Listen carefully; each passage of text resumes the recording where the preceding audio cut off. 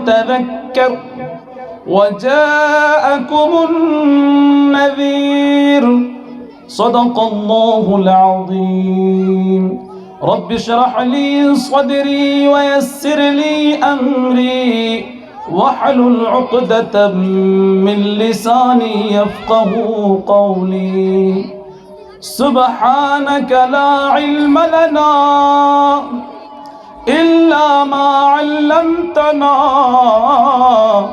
إنك أنت العليم الحكيم وہ عجب لوگ تھے جان کیسے لوگ تھے زندگی چھوڑ دی بندگی کے لیے وہ عجب لوگ تھے جان کیسے لوگ تھے زندگی چھوڑ دی بندگی کے لیے ایک ہم لوگ ہیں جان کیسے لوگ ہیں بندگی چھوڑ دی زندگی کے لیے سبحان اللہ عقیدت کے ساتھ محبت کے ساتھ اخلاص کے ساتھ تمام ہی حضرات بلند آواز سے درود شریف پڑھ لیں اللہم صلی اللہ اللہم صلی علی محمد وعلی آل سیدنا محمد وبارک وسلم السلام علیکم ورحمۃ اللہ وبرکاتہ اسٹیج سے تو آواز آ رہی ہے حالانکہ ہم پل پل موت تک موت کے بعد قیامت میں جنت میں جانے تک اور جنت میں 1000 سال جینے کے بعد بھی ان علماء کرام کے قدم قدم کے محتاج رہیں گے جنت میں بھی لیکن آواز آپ لوگوں کی آنی چاہیے جب تک آپ لوگ آواز نہیں دو گے فجر ہو جائے کہ میں سلام کرتا رہوں گا نندیال والوں اب آپ کی مرضی سو تو نہیں گئے نا پھر سے سلام کر رہا ہوں السلام علیکم ورحمۃ اللہ وبرکاتہ وعلیکم السلام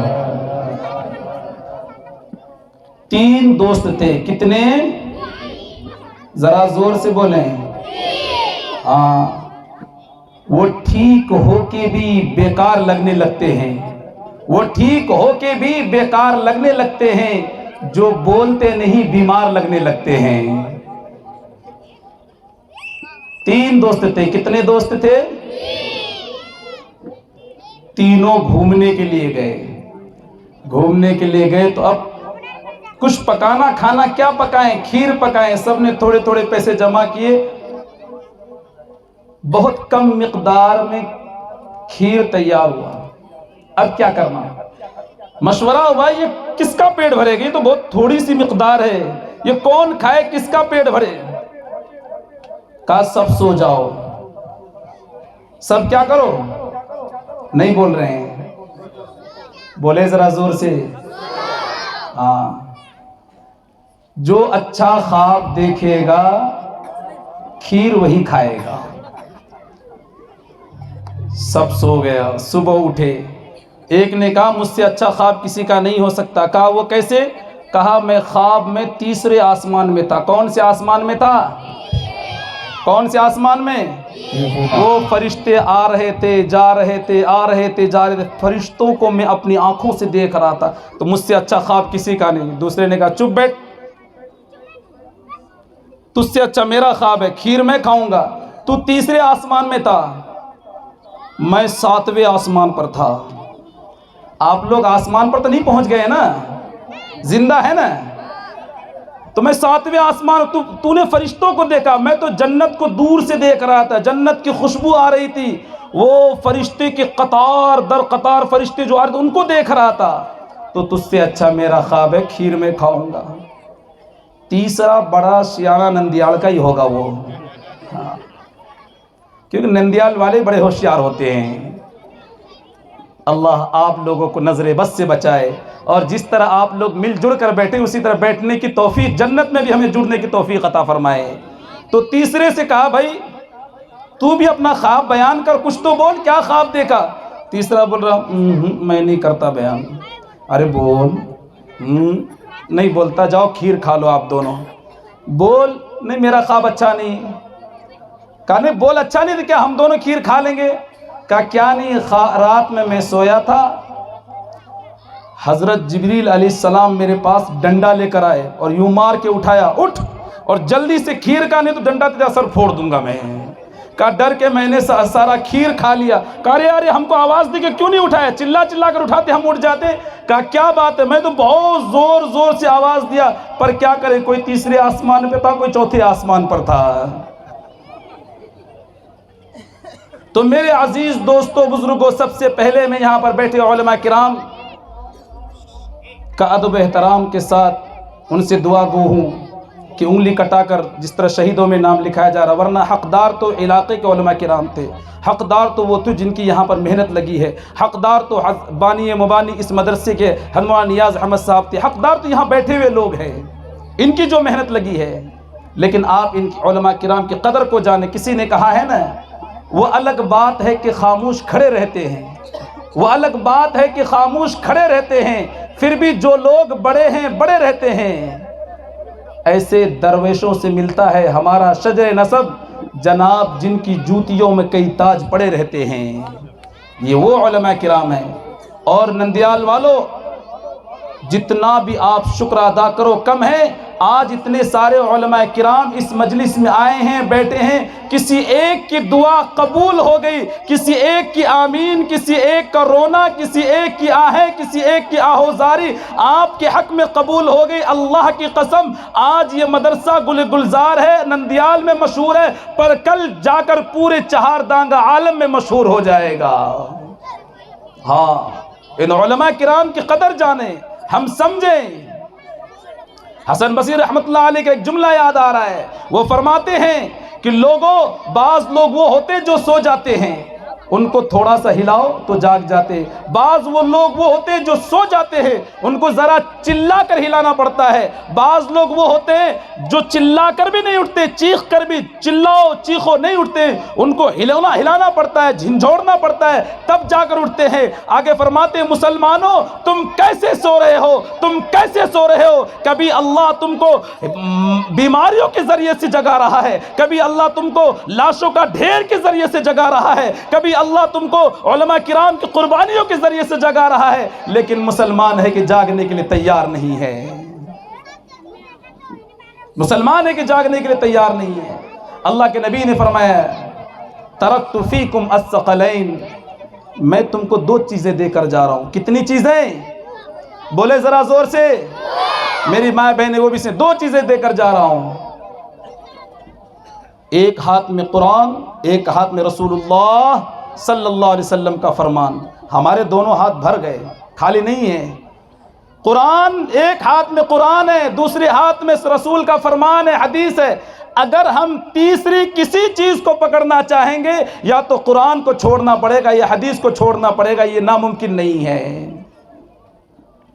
اور یاد رکھیں جو قرآن کو حدیث کو چھوڑ کر زندگی گزار رہا ہے، اس کو سوائے ذلت کے دوسری قوموں کو کامیابی مل جائے، لیکن مسلمانوں کو سوائے ذلت کے کچھ نہیں ملے گی. مسلمانوں کو اگر کامیابی ملے گی اسی قرآن اور اسی رسول صلی اللہ علیہ وسلم دین پر چلنے سے کامیابی ملے گی. ملکہ وکٹوریہ آپ سب نے نام سنا ہے، اس نے پوری دنیا کو جیتا، فتح کی. لیکن کیا ہوا؟ اس نے اپنے پیے سے پوچھا، یہ مدارس ایسے نہیں ہیں، یہ آپ کے آنے والی نسل کو، آپ کے بچوں کو ملک ہندوستان میں نہیں بلکہ پورے ملک میں بادشاہ بنانے کی تیاری میں لگے ہوئے ہیں. کہ کیا ہوگا؟ اب ہم پر کوئی حکومت کر سکتا ہے؟ کہا ایک قوم ہے، ایک خطرہ ہے. کہا کس کا؟ کہا مسلمان قوم پھر سے بادشاہ بن سکتے ہیں. وہ کیسے؟ کہا ان کی کتابوں میں لکھا ہوا ہے. پیے کہہ رہا ہے، اور حقیقی بات ہے کہ وہ مسلم شریف میں وہ حدیث موجود ہے. کون سی؟ فرمایا وہ حدیث یہ ہے کہ فرمایا ان اللہ یرفع بهذا الكتاب اقواما ويضع بها آخرین. فرمایا کہ جو قوم اس کتاب کو لے کر چلے گی، جو قوم اس کتاب پر عمل کرے گی، اللہ اس کو دنیا میں بھی اور آخرت میں بھی اونچے درجات سے نوازے گا، دنیا میں عزت دے گا، آخرت میں بھی عزت دے گا. لیکن جو قوم اس کتاب کو چھوڑ دے گی، قرآن کو، اللہ اسے دنیا میں بھی ذلیل کر دے گا. آخرت میں ذلت تو ہے ہی. کہا یہ بات ہے لیکن مسلمانوں کو یقین نہیں. تو اس نے 3 پلاننگ بنائے. کہا ایک کام کرو، سب سے پہلے مسلمانوں کو قرآن کی تلاوت سے روکو. کتنے کامیاب ہوئے، اتنے کامیاب ہوئے، اتنے کامیاب ہوئے کہ آج رمضان کو چھوڑ کر سالوں گزر جاتا ہے. کتنے گھر ایسے ہوتے ہیں، کتنے لوگ ایسے ہوتے ہیں سال بھر قرآن کھول کر نہیں دیکھتے. روکو مسلمانوں کو. اس میں وہ کامیاب ہو گئے. کہا دوسرا ان کو قرآن کو سمجھنے سے روکا جائے. اس میں بھی کامیاب ہو گئے. کتنے کامیاب ہوئے؟ اتنے کامیاب ہوئے کہ ایک آدمی 18 سال سے جب سے بالغ ہوا ہے، بلوغت کی عمر سے لے کر 55 تک، موت تک کتنی بار نمازیں پڑھتا ہے، سورہ فاتحہ پڑھتا ہے لاکھوں کروڑوں بار، لیکن اس نے پڑھا کیا اسے خود سمجھ میں نہیں آ رہا ہے. قرآن کے سمجھنے، کیونکہ جب یہ قرآن کو یہ قوم سمجھے گی تو پھر اللہ اس کے قدم میں کامیابی عطا فرمائے گا. تیسرا، اس پر عمل کرنے سے روکا جائے. میں یہ 3 باتیں بتلا کر یہ بتانا چاہتا ہوں، یہ کہنا چاہتا ہوں کہ یہ مدارس جو ہے انہی 3 باتوں کے، کہ قرآن کی تعلیم عام ہو جائے، قرآن کو سمجھنے والے بن جائے، قرآن پر عمل کرنے والے بن جائے، تاکہ پھر سے اللہ کی طرف سے حکومت مسلمانوں کو مل جائے. ہلکا نہ سمجھیں. یہ علماء کرام محنت کرتے ہیں، بڑی فضیلتیں ہیں ان علماء کرام کی. اللہ اکبر، اللہ اکبر. یہ مدارس مساجد نزہۃ المجالس کتاب ہے، میں نے اس میں ایک روایت پڑھی ہے. فرمایا کچھ لوگ ہوں گے جو قیامت کے دن پل صراط سے پار ہو رہے ہوں گے، جماعت در جماعت جا رہی ہوگی، جماعت در جماعت ایک دم پار ہو رہے جا رہے ایک بڑی جماعت ہوگی، وہ پل صراط کے سامنے ان کو روک دیا جائے گا. اللہ رب العزت فرمائیں گے کہ یہ لوگ کیا سواری کو پسند نہیں کرتے ہیں؟ کیا میں ان کو سواری نہ دے دوں؟ یہ لوگ اپنی سواری پر سوار ہو کر کیوں نہیں جاتے ہیں؟ سارے لوگ کہتے ہیں ہمیں تو پتہ نہیں ہماری سواری کیا ہے. دھیان سے سننا، ہمیں پتہ نہیں ہماری سواری کیا ہے، کس پر ہم سوار ہو کے جائیں گے. کہا نہیں اے اللہ، کہا ہم نے تمہارے لیے سواری تیار. کیا سواری؟ تو فرمایا مساجد مدارس پیش ہوں گے. مساجد اس حال میں آئیں گے کہ پہلے آگے آگے مسجدیں اور اس کے پیچھے امام، اس کے پیچھے مقتدی، آگے آگے مدرسے، اس کے پیچھے طلباء اور ان کے پیچھے مساجد کی مکاتب کی فکر کرنے والے. اس طرح سے پل صراط سے پار ہو جائیں گے جیسے کہ سمندری جہاز سمندر میں پار ہو جاتے ہیں. آپ مدارس کی مدد کرو گے. دنیا میں آپ ان مدارس کی، ان مکاتب کی، ان علماء کرام کی فکر کر لیں. اللہ کی قسم آپ دنیا میں ان مدارس کو، ان مساجد کے ان علماء کرام کو پار لگاؤ گے، اللہ آپ کو پل صراط میں پار لگا دے گا. ایک واقعہ ذہن میں آیا. ایک شخص بڑا فارغ ہوا، پڑھ لکھ کر جاب ہوئی، نوکری ختم ہو گیا، یہاں تک کہ نوکری کر لیا، پینشن میں آ گئے. سوچا کہ اب میں زندگی بھر خدمت کرتا رہوں. زندگی بھر کس کی خدمت کروں؟ علماء کرام کی، ان مہمان رسول صلی اللہ علیہ وسلم کی خدمت کروں. کیا کرتا؟ اپنے سر پر اناج کی بوریاں لاد کر بچوں کے لیے کھانا بناتا. کبھی یہ، کبھی علماء کرام کی مدد، کبھی مدارس کے بچوں کی مدد. طرح طرح سے بچوں نے ان کا نام مل کر گدھا رکھ دیا. کیا رکھ دیا؟ بولے ذرا. گدھا رکھ دیا. جب بھی آتے کیا کہتے تھے؟ وہ دیکھو ہمارا گدھا آ رہا ہے، وہ دیکھو ہمارا گدھا آ رہا ہے. یہ پریشان ہوا، ہم ان کی اتنی خدمت کرتے ہیں، ہم اپنا آدھا کمائی ان کے اوپر خرچ کرتے ہیں، آدھی کمائی، لیکن یہ ہم کو گدھا کہتے ہیں. یہاں سے گیا، دل ٹوٹا ہوا تھا، دل ٹوٹا ہوا تھا. رات میں سو گیا. کیا دیکھا؟ حساب و کتاب کا میدان قائم ہے، میدان محشر سجا ہوا ہے. اللہ اکبر. جن علماء کرام کی وہ خدمت کر رہے تھے، ان کے لیے، طلباء کرام کی خدمت کر رہے تھے، ان کے لیے فیصلہ ہو گیا کہ جاؤ تمہارے لیے جنت کا فیصلہ ہو چکا ہے. تم نے دنیا میں بڑے تانے سنے، بڑے جن کو کچھ نہیں آتا تو وہ بھی آ کر اماموں کو حکومت کرتے تھے، جن کو کچھ نہیں آتا تو وہ بھی آ کر علماء کرام کو مسئلہ پوچھتے تھے. اور یاد رکھو نندیال والوں سن لو، یاد رکھو، علامہ رشید احمد گنگوئی رحمۃ اللہ علیہ نے اپنی کتابوں میں لکھا ہے، جس سے اللہ اپنا ایمان کو چھیننا چاہتا ہے، جسے اللہ بری موت بغیر ایمان کے موت دینا چاہتا چاہتا ہے، جسے اللہ خاتمہ بالسو کرنے کا ارادہ کرتا ہے، جسے اللہ ایمان پر مرنے کی توفیق نہیں دینا چاہتا ہے، اللہ ایسے لوگوں کو علماء کرام کی برائی میں لگا دیتا ہے۔ ہم میں سے کون ہے جو اس بیماری میں شامل ہے؟ اس کا الٹا، جسے اللہ قبول کرتا ہے، جسے اللہ چنتا ہے، جس طرح صحابہ کو چن کر حضور کے گود میں ڈال دیا، فرمایا جسے اللہ قبول کرتا اسے کھینچ کر لا کر علماء کے قدموں میں ڈال دیتا ہے۔ ہاں، آگے حضرت لکھتے ہیں، جس نے کسی عالم کی برائی کی، غیبت کی، بغیر توبہ کے مر گیا وہ۔ ہاں، آج ہم جو جھوٹ بولے، فلاں نے جھوٹ بولا اس کے لیے یہ سزا ہو، اگر میں جھوٹ بولوں تو میرے لیے کیا سزا ہو، یہ بھی کبھی ہم نے سوچا ہے؟ حضرت لکھتے ہیں، جس نے کسی عالم دین کی، دیندار کی برائی کی، عالم دین کی برائی اگر کوئی مدرسے کی کرے تو وہ تو مرکز ہے، حفاظ کا گڑھ ہے، فیکٹری ہے، کتنا بدبخت ہوگا۔ ایک عالم کی برائی کرنے والے کی یہ سزا ہے، اور جو کہ مدرسے، اللہ اکبر، ہمیں ڈرنے کی بات ہے میرے بھائیوں اور میری ماں بہنوں، ڈرنے کی بات ہے۔ ہم کیسے مسلمان ہیں کہ اگر ہمارے دل میں کسی مسجد یا مسجد کے ذمہ دار کسی مدرسے اور یا مدرسے کے بارے میں بدگمانی ہو جائے، اس سے بڑی اور نحوست اور کیا ہو سکتی ہے؟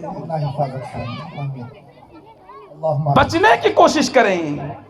فرمایا اگر کسی نے کسی علماء دین کی، مدارس کی غیبت کی، برائی کی، وہ قسم کھا کر فرماتے ہیں، کون رشید احمد گنگوئی یہ چھوٹے موٹے انسان نہیں ہے۔ میں ان کا ایک واقعہ سناتا ہوں۔ ایک جگہ حضرت گئے بیان کے لیے، وعظ کے لیے گئے، تو کیا ہوا، وعظ ہوا، بیان ختم ہوا، عشاء کا وقت ہو گیا، نماز کے لیے تشریف لے گئے، کوئی رکعت نہیں چھوٹی، کوئی نماز نہیں چھوٹی، کوئی سورہ فاتحہ نہیں چھوٹی، بلکہ اللہ اکبر تکبیر تحریمہ فوت ہو گئی۔ امام نے کہا اللہ اکبر، اس کے بعد نماز میں شامل ہوئے، امام کے ساتھ رکعت بھی ملی، پہلی رکعت بھی ملی، دوسری رکعت بھی ملی، ساری رکعتیں ملی، لیکن نماز کے بعد حضرت رونے لگ گئے، کہنے لگے حضرت کیا بات ہے، ہم سے غلطی ہو گئی ہے، کیوں رو رہے ہیں؟ آج کسی کو رونا آیا نماز کے چھوٹنے پر؟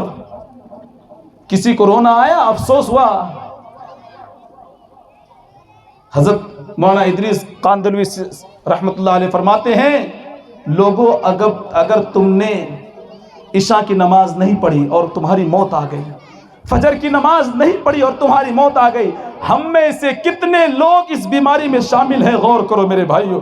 فرمایا اگر تم نے فجر کی نماز، عشاء کی نماز نہیں پڑھی اور موت آ گئی، اللہ اکبر، اللہ ہماری حفاظت فرمائے، کہو آمین، اللہ ہماری حفاظت فرمائے۔ فرمایا موت آ گئی، عشاء کی نماز نہیں پڑھی، کل قیامت کے دن یا اللہ کے پاس گئے، اللہ پوری زندگی کا حساب نہ لے، صرف ایک چیز پوچھ لے، بندے پوری زندگی کا حساب، سوال و جواب بعد میں دینا، پہلے یہ بتا تو نے عشاء کی نماز کیوں نہیں پڑھی، عشاء کی نماز پڑھے بغیر میرے پاس کیوں آیا ہے؟ میرے پاس کیا جواب ہے؟ کیا جواب ہے؟ اسی لیے میں نے آیت کریمہ پڑھی، اولم نعمرکم ما یتذکر فیہ ومن تذکر۔ اللہ فرمائیں گے اولم نعمرکم، نندیال والو، کیا میں نے تم کو اتنی عمر نہیں دی تھی جس میں ایک نصیحت حاصل کرنے والا، سمجھنے والا سمجھ جائے، سمجھنے والا سمجھ جائے کہ ہم کو کیوں پیدا کیا، ہمارے ذمے کیا کام ہے؟ یہ مردوں کے لیے بھی، عورتوں کے لیے بھی ہے، سمجھ جائے۔ وجاءکم النذیر، کیا بتانے والا نہیں آیا تھا؟ کیا حضرت والا مولانا نیاز احمد صاحب نے اس کے بتانے کے لیے ایک مدرسہ ہی قائم نہیں کر دیا تھا؟ کیا چھوٹے چھوٹے بچوں نے آ کر نہیں بتایا تھا؟ کسی بچے نے آ کر کیا کیا؟ آخرت کے عنوان پر بیان کیا، کسی بچے نے آ کر نماز کے عنوان پر بیان کیا، کسی بچے نے آ کر بیٹی کے عنوان کے بارے میں بتلایا، کسی بچے نے کیا نہیں بتلایا؟ اللہ اکبر۔ یاد رکھو، اگر مدرسے سے جڑے رہیں گے حضور کی سنت آئے گی زندگی میں، اگر مدرسے سے کٹیں گے پھر کیا ہوگا؟ وہ کہہ رہے تھے کہ وضو میں کتنے فرائض، غسل میں کتنے فرائض ہیں۔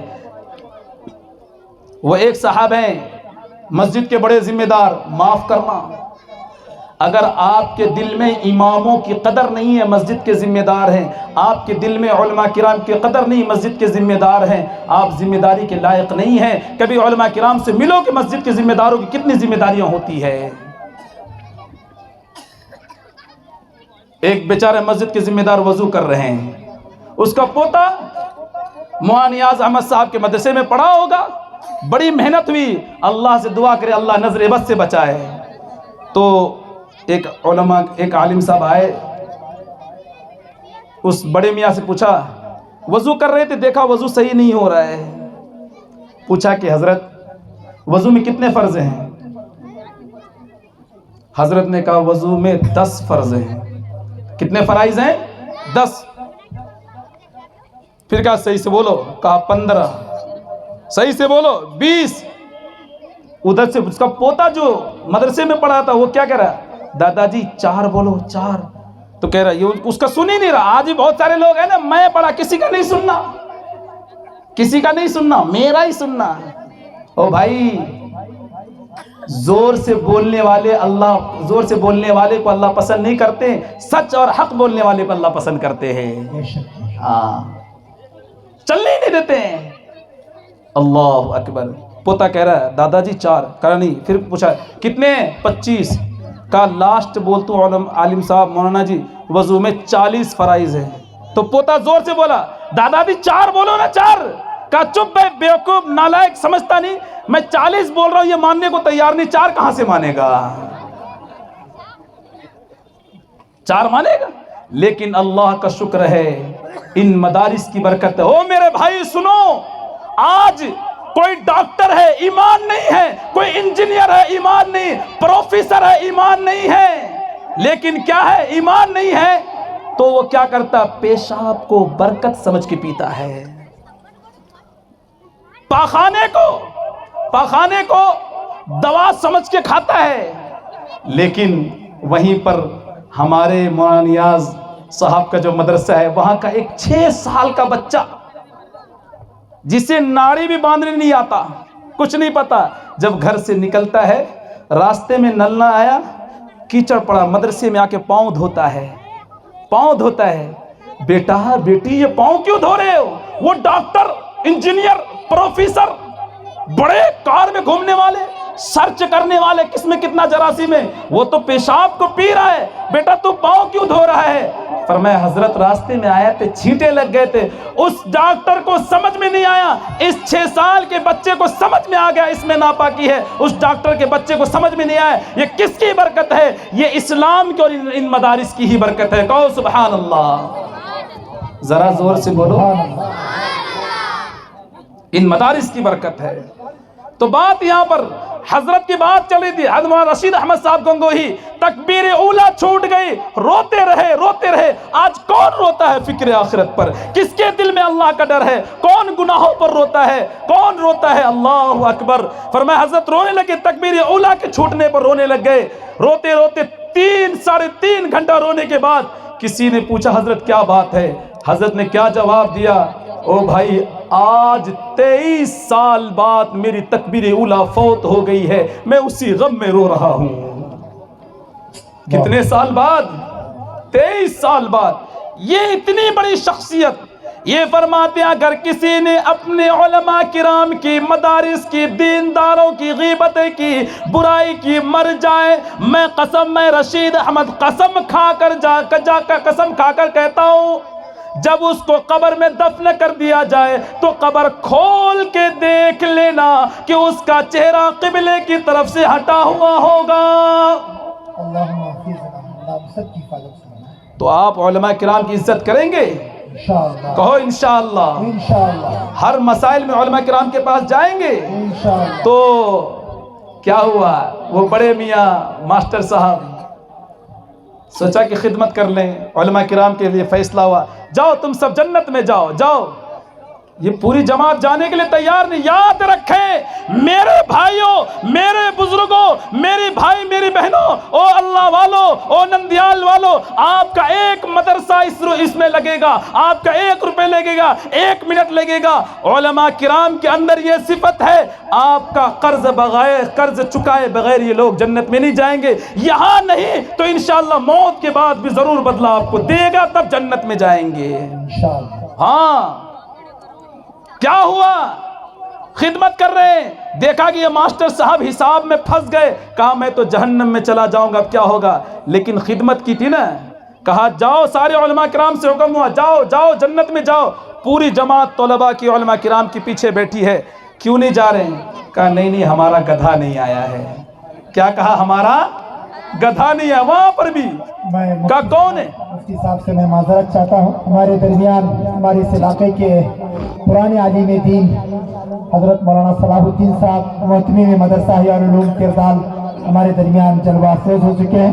حضرت مولانا صلاح الدین صاحب کا بھی اس موقع پر، جو حضرت مولانا نیاز صاحب کے استاد محترم ہیں، اس موقع پر ہمارے درمیان حضرت مولانا صلاح الدین صاحب غازی دامت برکاتہ محتمیم مدرسہ احیاء العلوم کردال تشریف لائے ہیں۔ حضرت کا ہم دل کی گہرائیوں سے اس موقع پر استقبال کرتے ہیں۔ حضرت مفتی صاحب سے میں بڑے معذرت کے ساتھ گزارش کرتا ہوں آگے اپنی بات کو کریں۔ تو پورے علماء کرام کی جماعت کیا کہہ رہی ہے؟ ہمارا گدھا نہیں آیا ہے، قرض چکانے کا وقت آ گیا۔ کہا کون ہے تمہارا گدھا؟ کہا اللہ میں ہم اپنے گدھے کے چھوڑے، ہم اپنے گدھے کو چھوڑ کر جنت میں نہیں جا سکتے، جائیں گے تو گدھے کو لے کر جائیں گے۔ کون ہے تمہارا گدھا؟ کہا وہ جو ماسٹر صاحب وہ ہمارا گدھا ہے۔ دوسرے دن آئے، کہنے لگے، دیکھ لیا نا، کہنے لگے حضرت جی اب آپ گدھا کہو یا کتا کہو، خدمت تو تمہاری ہی کرنی ہے۔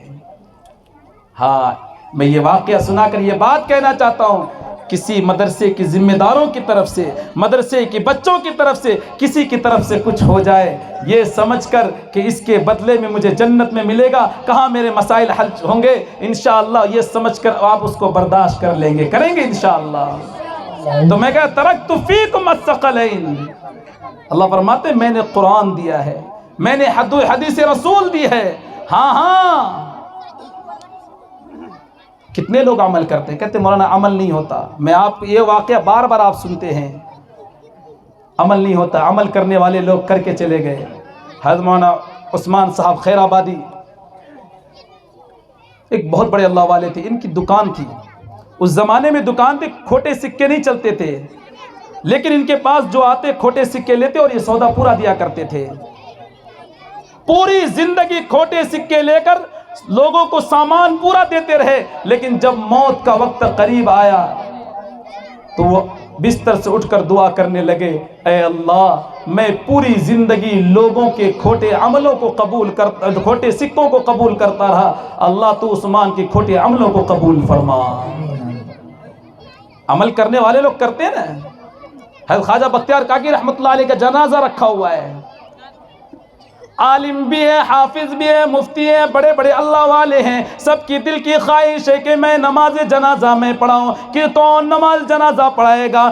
درمیان میں ایک شخص اٹھا اور کہنے لگے کہ یاد رکھو حضرت کی 3، فرمائے میری نماز جنازہ وہ پڑھا ہے جس کے اندر یہ ساری باتیں ہوں۔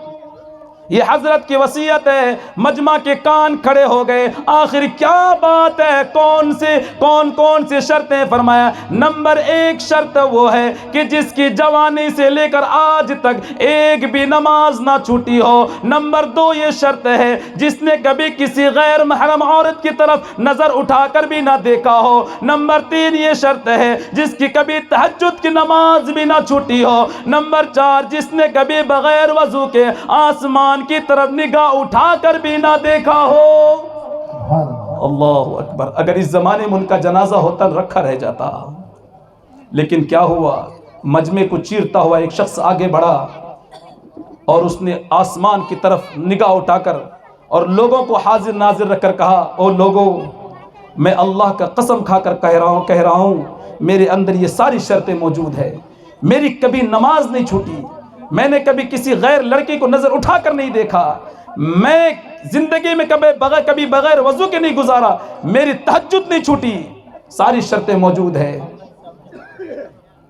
نماز پڑھی گئی، نماز کے بعد جب لوگوں نے جھک کر جھانک کر دیکھا یہ کون ہے، سوچا ہوگا کوئی بڑا اللہ والا ہے، سوچا کوئی بڑا متقی ہوگا، عالم ہوگا، مفتی ہوگا، یا دنیا کو چھوڑ کر صرف اللہ اللہ کرنے والا ہوگا۔ جب لوگوں نے جھک کر جھانک کر دیکھا تو لوگوں کی نظریں پھٹی کی پھٹی رہ گئی، یہ کوئی اور نہیں وقت کا بادشاہ سلطان التمش رحمت اللہ علیہ تھا۔ جب وقت کا بادشاہ اتنا باعمل زندگی گزار سکتا ہے تو ہم اور آپ کس کھیت کے مولی ہیں؟ ہم اللہ کے سامنے کیا بہانہ کریں گے؟ ورنہ یاد رکھو میرے بھائیو، ہم اور آپ جو زندگی گزار رہے ہیں نا، میری بات سنو، ہم اور آپ جو زندگی گزار رہے ہیں اسی زندگی کو لے کر شاید یہاں پر جو اصل بات، تو میں تو ایک سبق سنا رہا ہوں، اصل بات، اصل بیان جو ہونے والا ہے آگے، وہ ہمارے درمیان حضرت علامہ مولانا عبدالوہاب صاحب قاضی مظاہری کی بات ہوگی، بیان ہوگا انشاءاللہ۔ آپ ان کے بیان کو سنیں گے انشاءاللہ، جس شوق سے سن رہے اسی طرح سنیں گے نا، انشاءاللہ، اور عمل کی نیت سے سنیں گے کہ اس کان سے سنیں گے اس کان سے نکال دیں گے۔ جیسی زندگی ہم گزار رہے ہیں نا، کیسی زندگی ہم گزار رہے ہیں، ہر ایک سوچے اسی زندگی کو لے کر ہم اللہ کے پاس چلے گئے، اور اللہ ہم سے یہ کہے میرے بندے تو جو زندگی گزار کر آیا ہے نا، میں تیری پوری زندگی کا ویڈیو بیٹے سے کہے، میں تیری زندگی کا پوری زندگی کا ویڈیو تیرے باپ کو بتاتا ہوں، یا تو یہ یا تم خود سے اپنے آپ جہنم میں چلے جاؤ۔ بیوی سے کہے میں تیری زندگی کی پوری پکچر تیرے شوہر کو بتاتا ہوں، یا تو تم خود سے اپنے آپ جہنم میں چلے جاؤ۔ بیٹی سے کہے کہ تیری زندگی کا ویڈیو میں تیرے ماں باپ کو بتاتا ہوں، خود سے جہنم میں جاتا یا ویڈیو بتاؤں۔ اور مجھ گنہگار کو کہے بڑے تقریر کیا کرتا تھا، بڑے بیان کیا کرتا تھا، علماء علماء، علامہ علامہ، یا خود سے جہنم میں جاتے ہو یا تیری زندگی کا ویڈیو تیرے بیان سننے والے کو بتاتا ہوں، تیرے ماننے والے کو بتاتا ہوں۔ اللہ اکبر، ہم تو یوں کہیں گے اے میرے اللہ میری زندگی کا ویڈیو کسی کو نہ بتا، میری زندگی کا ویڈیو کسی کو نہ بتا، ہم خود سے جہنم میں جانے کے لیے تیار ہیں۔ میرے عزیز دوستو، آج اس زندگی کا جو ویڈیو ہے اس ویڈیو کو ڈیلیٹ کرنے کا اللہ نے موقع دیا ہے۔ اولم نعمرکم ما یتذکر فیہ، کیا تمہیں اتنی عمر نہیں دی گئی، کیا اتنا وقت نہیں ملا نندیال والوں کہ تم سمجھ جاؤ؟ یاد رکھو معاذ بن جبل رضی اللہ تعالیٰ عنہ، اللہ کے نبی صلی اللہ علیہ وسلم عشاء کی نماز پڑھنے کے بعد نفل کے لیے کھڑے ہو گئے۔ حضرت معاذ بن جبل رضی اللہ تعالیٰ عنہ پیچھے سے آئے، سوچا حضور نفل پڑھ رہے ہیں، میں حضور کے پیچھے برکتاً کھڑے ہو جاتا ہوں۔ ہاں، یہ تعلیم دی ہے، کبھی کبھی تم بھی علماء کرام کے پیچھے کھڑے ہو جاؤ، حکمتیں مت دوڑاؤ، ایسا کیوں ویسا کو وہ مولانا کیوں۔ اللہ کی قسم ایک گھونٹ کسی کو پانی پلا دیا، کل یہ علماء کرام جب 70 خاندانوں کو جنت میں لے کر جائیں گے، ان کے خاندان میں کتنے لوگ ہوں گے؟ ایک ایک خاندان میں 70 ہزار لوگ ہوں گے، اور ایک عالم 70 خاندان کو لے کر جائے گا۔ اتنا آدمی کہاں سے لائے گا؟ تو یہ پھر دھیان کریں گے مجھے کس نے پانی پلایا تھا، مجھے کس نے کھانا کھلایا تھا، یاد کر کر کے اللہ کے حق میں اللہ کے دربار میں سفارش کر کے اس کو جنت میں لے جائیں گے۔ ہاں، یہ علماء کرام کے بڑے مرتبے ہیں۔ حضرت معاذ بن جبل پیچھے کھڑے ہو گئے برکتاً کہ میں برکت لے لوں۔ حضور صلی اللہ علیہ وسلم نے پہلی رکعت باندھی ہے، شروع کیا الحمدللہ رب العالمین، الف لام میم، سورہ بقرہ ختم، پہلا پارہ، دوسرا پارہ ختم، سورہ آل عمران شروع ہوا، تیسرا پارہ ختم، چوتھا پارہ ختم، پانچواں بھی ختم، سورہ مائدہ شروع ہوا، چھٹا بھی ختم، 7ویں پارے میں جا کر رکوع کیا۔ پہلی رکعت میں کتنے پارے پڑھے؟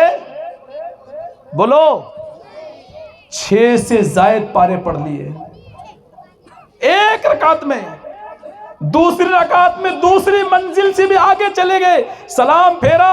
سنو میری ماں بہنوں، سلام پھیرنے کے بعد معاذ بن جبل نے فرمایا اے اللہ کے نبی، ہم میں اتنی طاقت نہیں ہے، اتنی طاقت نہیں کہ ہم اتنا عمل کر سکے، اتنی زبردست، اتنی لمبی نماز ہم میں طاقت نہیں ہے. تو سنو اللہ کے نبی نے کیا فرمایا. فرمایا معاذ میری یہ بات سن لے، لکھ لے. فرمایا معاذ، اللہ نے جتنی طاقت دی ہے، اللہ نے جتنی قوت دی ہے، اللہ نے جتنی ہمت دی ہے، جتنی استطاعت دی ہے، اتنا اللہ کو راضی کرنے کے لیے استعمال کر لو. موت کے بعد خون کے بھی آنسو رو گے تو بچ نہیں پاؤ گے. خون کے بھی آنسو رو گے تو بچ نہیں پاؤ گے. کس کو کہہ رہی ہے؟ کاتب وحی معاذ کو. ہے آج ہم کو فکر ہی نہیں ہے اللہ کو راضی کرنے کی فکر. عبداللہ ابن مبارک رحمت اللہ علیہ کتنے بڑے اللہ والے ہیں. 40,000 لوگ جن کے سامنے درس حدیث پڑھا کرتے تھے، زندگی گزر گئی ان کی حدیث پڑھاتے پڑھاتے. لیکن جب موت کا وقت قریب آیا، شاگردوں سے کہا مجھے نیچے بٹھا دو. نیچے بٹھایا گیا، اپنی داڑھی کو پکڑا، سفید داڑھی کو پکڑا.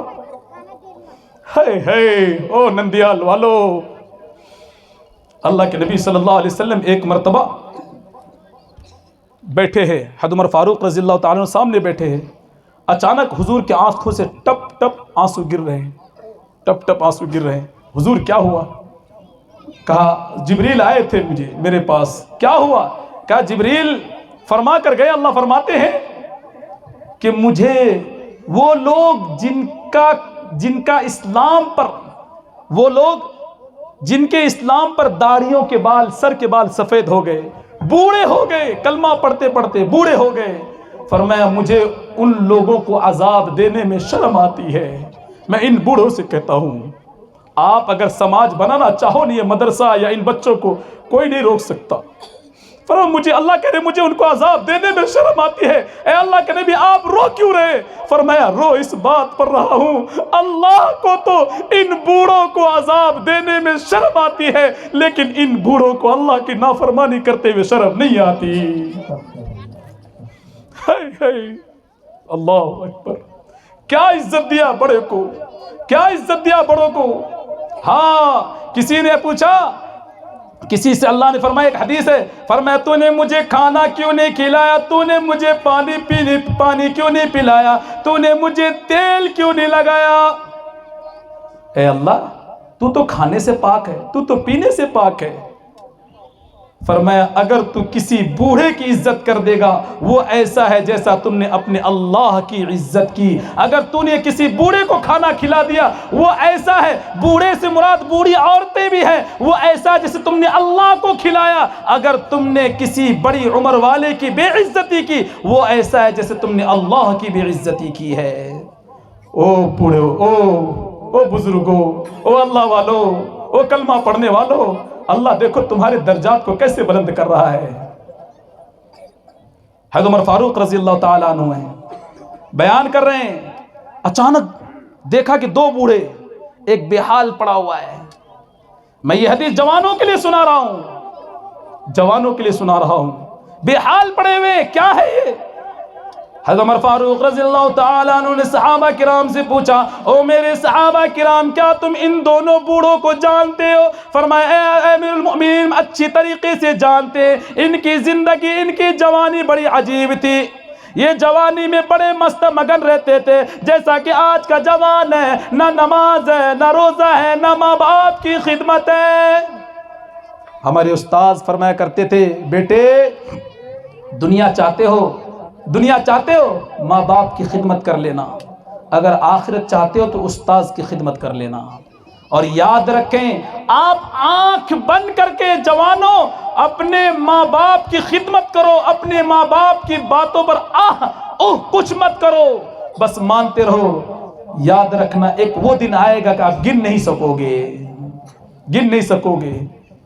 وقت نہیں ہے، حضرت بتائیں گے اتنی ماں باپ کی نافرمانی بڑھ چکی ہے، ایسے ایسے واقعات آتے ہیں کہ انسان سن کے کلیجہ پھٹنے کو تیار ہو جاتا ہے. تو کہا ان بوڑھوں کو جانتے ہو؟ کہا ان دونوں بوڑھوں کی جوانی بڑی اچھی تھی، بڑے موج میں. سننا آگے کیا فرمایا، اے میرے صحابہ ان دونوں بوڑھوں نے اپنی جوانی کی حفاظت نہیں کی، اللہ نے ان کے بڑھاپے کو برباد کر دیا۔ اور لوگوں، اپنی جوانی کی حفاظت کر لینا، اللہ تمہارے بڑھاپے کی حفاظت کر لے گا۔ اپنی جوانی کی حفاظت کر لینا، ہاں اپنی جوانی کی حفاظت کر لینا۔ تو حضرت عبداللہ بن مبارک رحمۃ اللہ علیہ نیچے بٹھایا، یوں داڑھی کے بال پکڑا اور اپنا گال رگڑنے لگے مٹی میں۔ یہ نہیں کہا میں عالم صاحب ہوں، میں مفتی ہوں، یہ ہوں۔ فرمایا اللہ عبداللہ کے پاس کوئی عمل نہیں ہے، بس تو عبداللہ کے بڑھاپے پر رحم کرنا۔ میرے عزیز دوستو، آج موقع ہے اپنی زندگی کو اللہ کو راضی کرنے کے لیے گزارنے کی کوشش کریں گے سارے حضرات۔ پچھلی بار آیا تھا جو پروگرام ہوا تھا، اس سے کئی گنا زیادہ الحمدللہ ثم الحمدللہ اس بار کا پروگرام اچھا ہے۔ اور علماء کرام، میں کہتا ہوں اتنے سارے علماء کرام آ گئے آپ کی دعوت پر، خوش قسمت ہیں۔ کس ماں کا، کس بیٹی کا، کس بھائی کا رونا پسند آ گیا، یہ علماء کرام آ گئے، ان کو ہلکے میں نہ لیں۔ اور آپ نے بھی عزت بخشی ہے، بس دعا گو ہوں کہ اللہ جس طرح آپ نے دیکھا کہ زندہ ہیں آپ لوگ، جس طرح سے آپ نے ساتھ دیا ابھی تک، انشاءاللہ جب تک زندگی ہے تب تک ساتھ دیتے رہیں گے سارے ساتھ انشاءاللہ۔ اور آخری بات یہ ہے، پچھلی بار بچوں کے انعامات بھی بڑے ہوئے تھے، بس بات اتنی کہنی تھی، ختم ہو گئی میری بات۔ اس کے بعد انشاءاللہ بڑے بڑے اللہ والوں کی باتیں آئیں گی آپ کے پاس۔ آپ لوگوں نے بڑی خدمت کی، بچوں کے بڑے انعامات دیے، لیکن ایک آخری بات ہے، پچھلی بار بھی ہم نے دیکھا تھا، اور آپ لوگ دینے والے ہیں اور بڑا نام مشہور ہے، بڑی محبت کرنے والے ہیں، لیکن ان بچوں کو جو پڑھانے والے اساتذہ کرام ہیں ان کی بھی دلجوئی کرنی چاہیے تھی، ان کی بھی ہمت افزائی کرنی چاہیے تھی۔ ہر ایک کی تمنا ہوتی ہے، لہٰذا میں آپ سے گزارش کرتا ہوں جب بھی موقع ملے، ابھی یا بعد میں، اگر کوئی حضرات ان کی دلجوئی کرنا چاہتے ہیں، دو اساتذہ کرام ہیں اور بلکہ ان سے بھی بڑے مولانا نیاز احمد صاحب ہیں، ان سے دعا لیں، بڑی خدمت کر رہے آپ کے، ان سے دعا لیں، ان کو جو مشورہ ہے دیں، مشورہ لیں، اور بڑا کام اللہ نے بڑا نظام لیا، یہ ان کے اللہ سے کام لینے کی ان کی رضامندی کی دلیل ہے کہ اتنا بڑا کام لے رہا اللہ ان سے۔ تو لہٰذا آپ سے گزارش ہے وقتاً فوقتاً جتنا ہو سکے، جس طرح آپ نے ہمت افزائی کی ہے بچوں کی، بچوں کو قدر انعامات سے نوازا ہے، اساتذہ کرام کی بھی فکر کریں گے سارے ساتھی۔ اللہ تعالی ہم تمام کو ان باتوں پر عمل کرنے کی توفیق عطا فرمائے۔ آدھا گھنٹہ وقت دیا تھا، میں 5 منٹ زیادہ لیا ہے۔ وما توفیق الا باللہ، سبحان اللہ بحمدہ۔